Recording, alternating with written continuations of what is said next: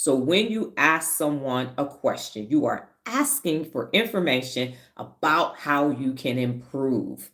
And then when they give you the answer, there's a nice little release of dopamine, but not the bad dopamine that you get addicted to, just enough to say, ha ha, rewards. I rewarded you with the right answer. Look at me. I'm a genius. So there is this mutual exchange. You now get the answer that you need, and they have this release. They initially are calm, and then they go, oh, look at that. And now you have the information. So that's why you solicit feedback, because they have information that you need regarding your task or performance to improve. And now you have asked them a question, and they got this nice little tingle going on that they had a good little balance of serotonin and dopamine. So it works.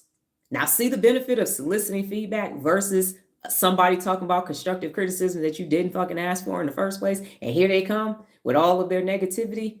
When you are holding yourself personally accountable and you are talking to another person that's personally accountable, there is always this exchange that you will benefit from, even if there's conflict, because anger means something needs to change. So if you have a conflict and you sit down and talk about it, you are both going to walk away with a solution to the conflict, and it will be solved. Fix it for good, fix it forever.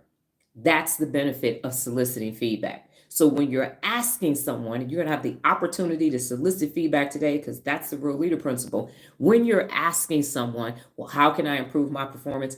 What is the best way to get this task done? And I always say, what is the best way? What is the best way? What is the better way to get this done? Because you're already saying, I'm looking to improve.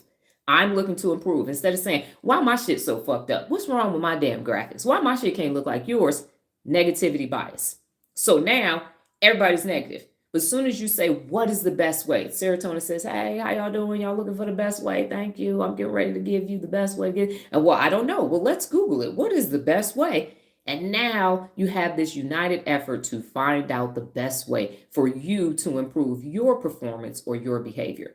That's why you solicit feedback. So you don't say, yeah, I'm looking for some mentorship. I hate that. Hey, Dr. Donna, you know how many people have asked me to mentor them? No, absolutely not. I tried it, shit doesn't work. And now I know, because it was neurological. So you don't do that. You ask people, and I'm getting ready to say, who do you ask? So when you're soliciting feedback, it's going to be an exchange for both people, if both people are personally accountable. If not, why you always asking shit? Here you go again, asking me a damn question. Why don't you go look it up? Ain't that what the Google is for?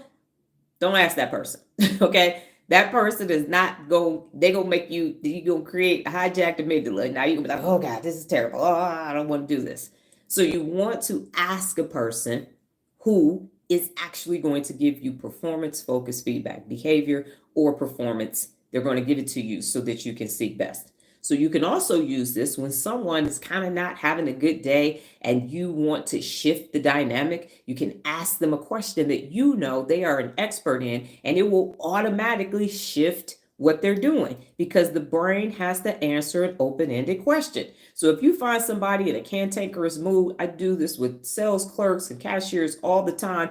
I'll take something yesterday or the day before, we were in Target, and our cashier had a red sweater on, but he had a crocheted patch that was pinned on it. And I said, I asked him why was it pinned on there, and I said, are you using that for a pocket? And he said, no, I'm using this as I don't want to sew into this, because this is my husband's grandfather's sweater that I found in the garage. And we just had a moment. I was like, oh my goodness. And he was like, yes, and I've been mending it and sewing it and everything. And there was just this exchange. The line was long and it was busy and everything. But asking that question, you could just tell that he had this sense of pride now, being able to have that story and that exchange with somebody, that now he's wearing his husband's grandfather's sweater. Like, how did you still have that sweater? And the gentleman was older than me, so I know that sweater was old. But he said, yeah, I'm working at Target now, so I put this sweater on. So when you start asking questions, there is this release of serotonin. There is this exchange. And I was like, wow, that's amazing that you can wear your grandfather's sweater. Now that I think about it, my grandfather had a brown sweater like that. So see, that moment just came to me.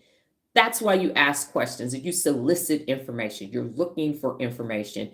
That's the benefit of asking open-ended questions, as a side note. But when you solicit feedback, you want to change the dynamic, you change the energy, you ask somebody in their field of expertise a question about their expertise, put it for you, and now you'll change that energy as well. So number one, you're asking for yourself for improvement. Number two, you're being a thermostat, not a thermometer, and you can